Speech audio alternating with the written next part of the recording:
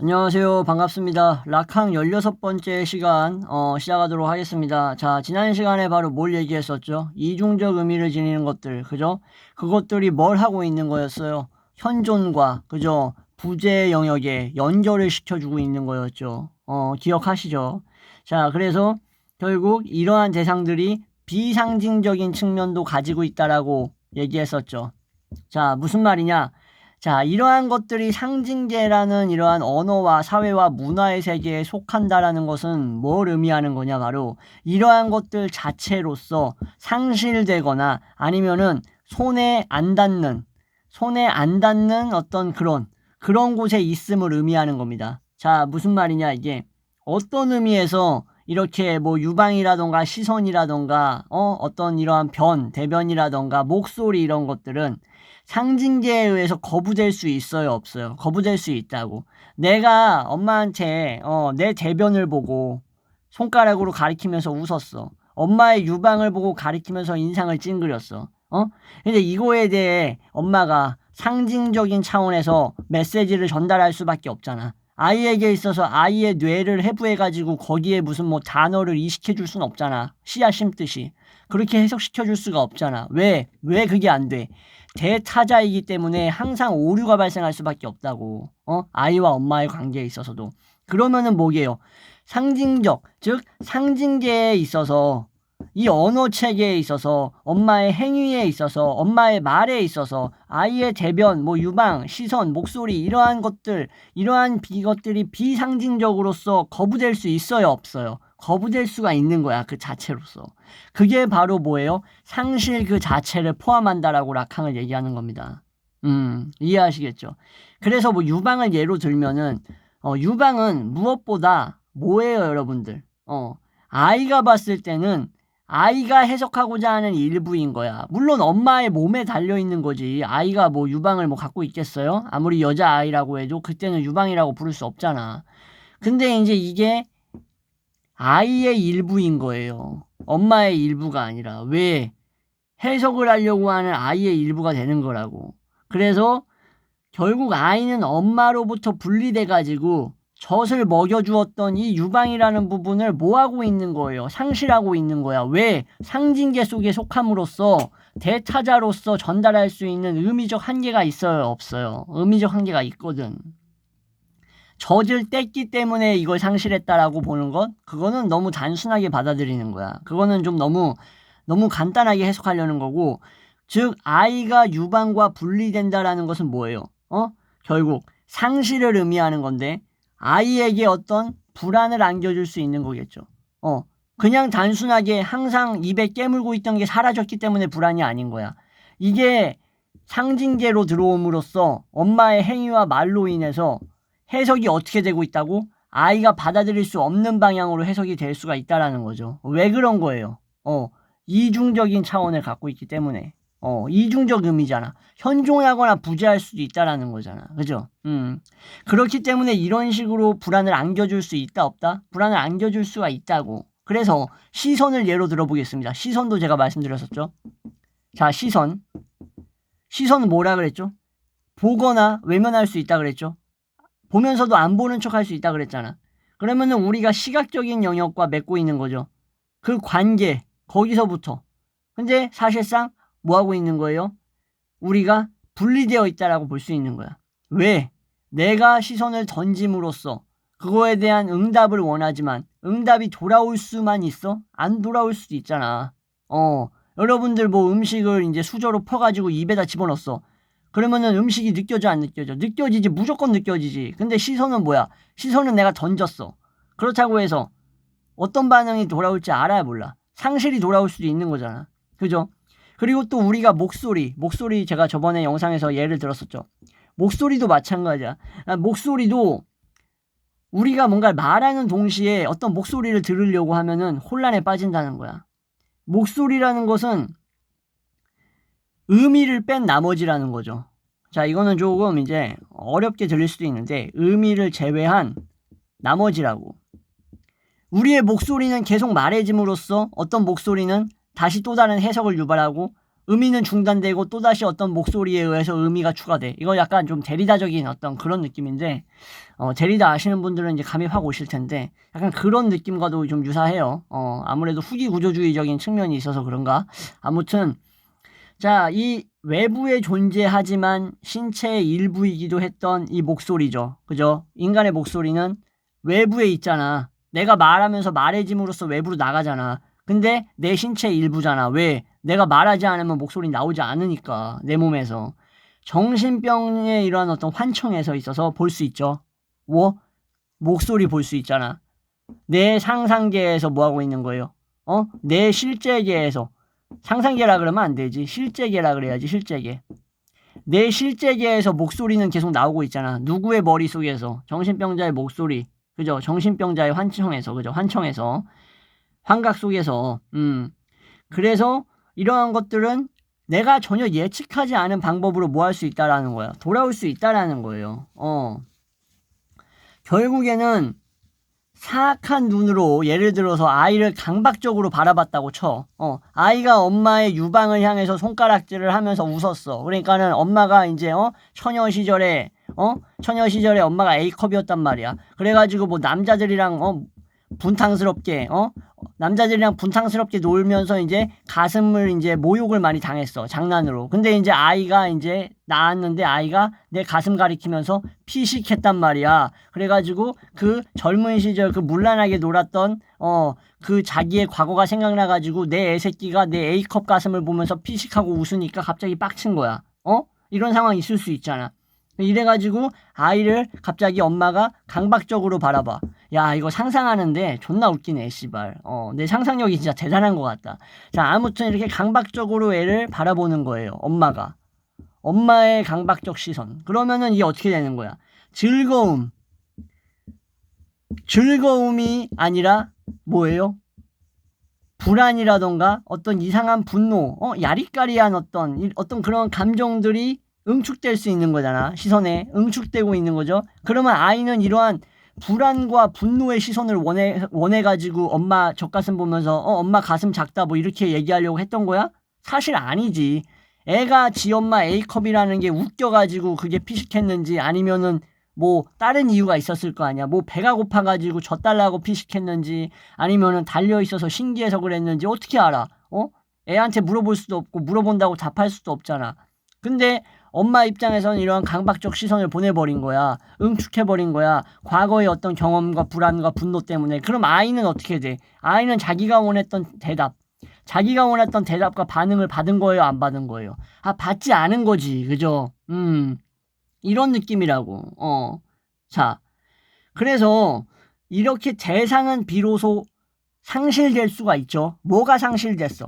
시선의 의미가 상실돼 버렸지. 이상한 반응이 돌아왔으니까. 그래서 대상이 비록 시선을 통해서 상실됐어. 유방도 상실돼 버린 거야. 유방이 상실되고 시선의 의미에 있어서 상실됐다고 하더라도 뭐 하고 있는 거예요? 여기에 어떤 현존적인 의미는 있는 거야. 어떤 의미에서? 엄마와의 관계 속에서 형성된 의미는 있어요, 없어요? 엄마의 관계 속에서 형성된 의미가 부정적이든 네거티브하든 포시티브하든 있는 거잖아. 그런 거란 말이에요. 그래서 라캉에 따르면은 뭐예요? 환상 속에서 애는 이러한 대상들 있죠. 뭐 유방이라던가 대변, 시선, 목소리 이런 것들. 제가 뭐라 그랬어요?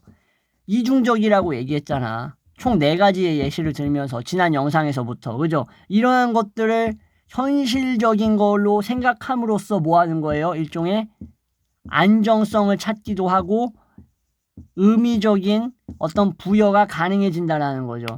자, 이러한 여러 대상들, 상징계 속에서 순환하게 되는 거죠. 상징계, 현실세계, 사회화하는 세계 속에서 이러한 이중적 대상들이 뭐하고 있는 거예요? 순환하잖아. 계속. 뭘 통해서? 언어작용을 통해서, 행위작용을 통해서. 그죠? 근데 이러한 것들을 일종의 전체적인 작용의 결과로 남겨진 것들로서 파악할 수 있다라는 거겠죠. 그냥 이런 거죠. 이런 거. 예를 들어서 기표 있죠. 기표 뭐 이런 거 있겠죠.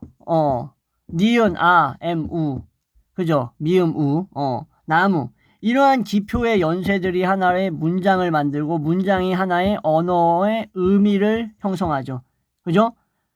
이러한 기표의 연쇄와 관련돼 가지고 주체였던 아이하고 엄마는 관계를 형성하는데 그 관계에서 서로 상실과 배제 일어나요, 안 일어나요? 일어나지. 아까 말씀드렸잖아. 이 배제와 상실이 일어나는데 이러한 주체, 엄마 아이의 주체 배제 방식은 뭐가 되고 있는 거예요? 지금 신체 일부의 배제와 같은 것처럼 보이기도 해요. 그죠? 왜? 아이가 유방을 가리켰다고 해가지고 엄마가 갑자기 과거 시절 생각나가지고 빡쳐가지고 막 이상한 식으로 해석을 해서 아이한테 돌려줬어. 그럼 뭐가 일어난 거야? 응? 신체 일부에 대해서 아이가 생각하고 있는 그것에 대한 배제와 왜곡이 일어난 거죠. 그죠? 그래서 그 상응하는 이러한 관계가 수립된다라는 거예요. 뭐가? 바로 그 생각, 신체 그 사이 속에서. 그래서 이렇게 엄마의 이러한 잘못된 해석이라고 말할 수 있는 엄마 자체의 주체의 나름대로의 해석이 바로 낱말들이잖아요. 이런 것들 기표로서의 연쇄잖아요. 다시 말씀드리면 기표로서의 연쇄 낱말들이 빠져있는 장소, 이런 것들이 왜곡된 언어 의미와 해석과 소통의 어떤 불안정성과 여기에 있어서 상실과 어떤 배제를 통해서 나타나는 것들 때문에 낱말이 빠져있는 그 장소에 뭐가 들어갈까요, 여러분들? 바로 신체의 일부가 들어가게 됩니다. 신체의 일부가 들어간다라는 것은 뭐겠어요? 바로 이 빠져있는 부분을 해석하기 위해서 뭐 한다라는 거예요? 행위의 차원에서 바라볼 수 있다라는 어떤 뭘 하고 있는 거야? 가능성을 시사하는 거겠죠. 그죠? 그래서 여러분들 언어의 세계라고 할 수 있는 세계가 뭐라고 말씀드렸어요, 예전에. 계속 제가 영상 강의하면서 말씀드렸던 거. 바로 상징계잖아, 상징계. 이 상징계와 여기에 들어간다라는 것은 뭘 의미하는 거예요?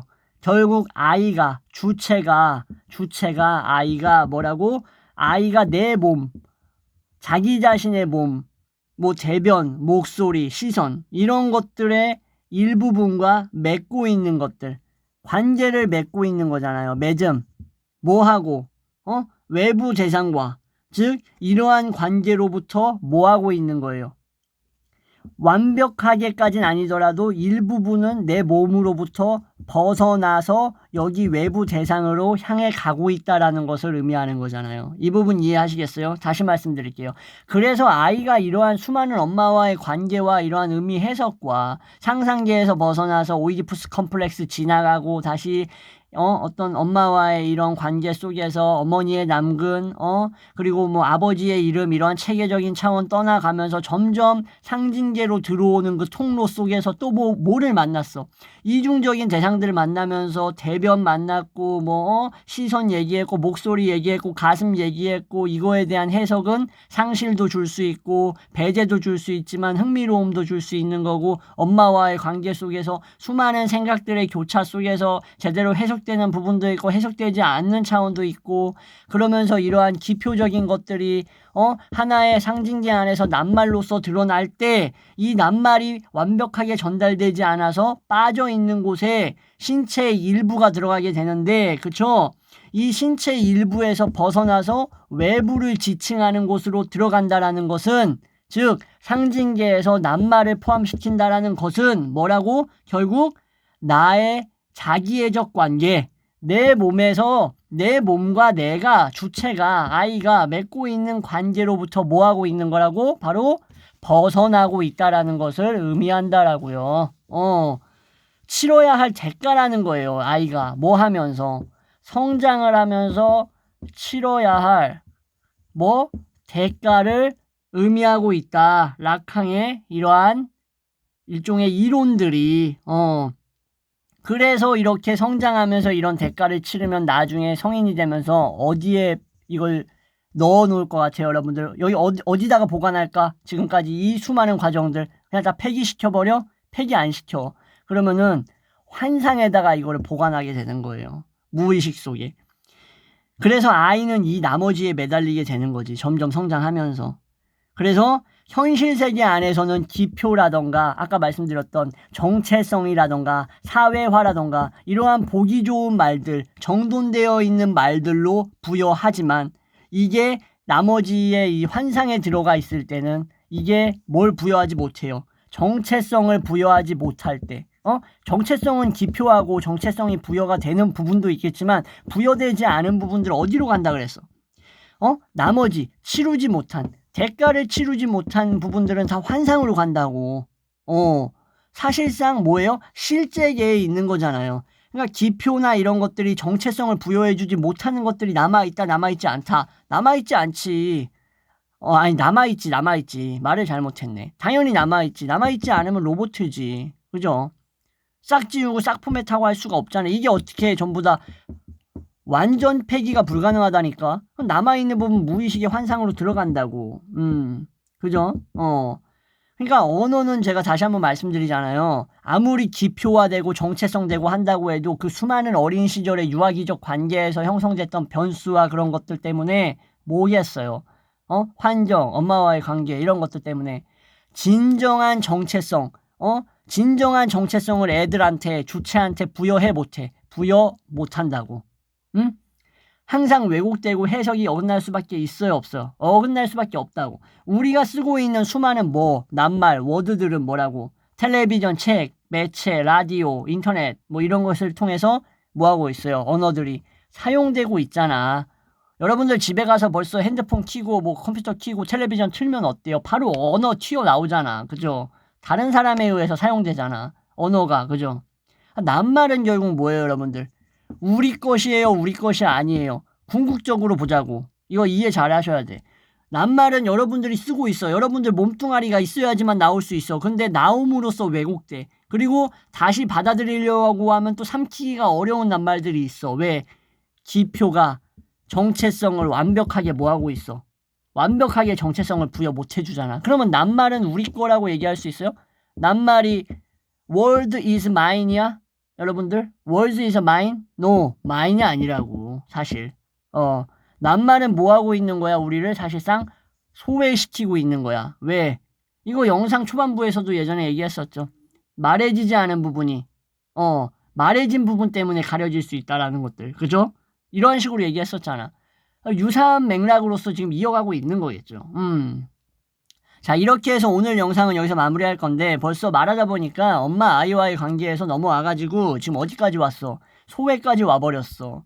여러분들 다 이해하시겠죠? 왜 상징계, 상상계 이런 것들, 실제계들이 어떻게 세 가지의 세계로서 아이와 인간 주체와 보육자, 양육자의 관계에 어떤 식으로 영향을 미치고 세계를 해석하고 세계를 받아들이고 그것을 다시 내 것으로 만들고 분리시키고 상실하고 거기서 의미를 얻고 하는 이 복잡하고 이 미묘한 수많은 과정들 있죠. 절대로 어떻다? 영상 하나만 보고 이해하려고 한다? 절대 못해. 절대 그렇게 못해. 그러니까 어떻다? 처음부터 정주행하셔라. 우연찮게 이 영상만 여기까지 처음부터 끝까지 못 보고 이것만 여기까지 보신 분들은 어떻다? 꼭 정주행하시라고 다시 한번 강요 말씀드립니다. 진짜. 지금까지 시청해 주셔서 감사하고요. 다음 시간에 이어서 하도록 하겠습니다.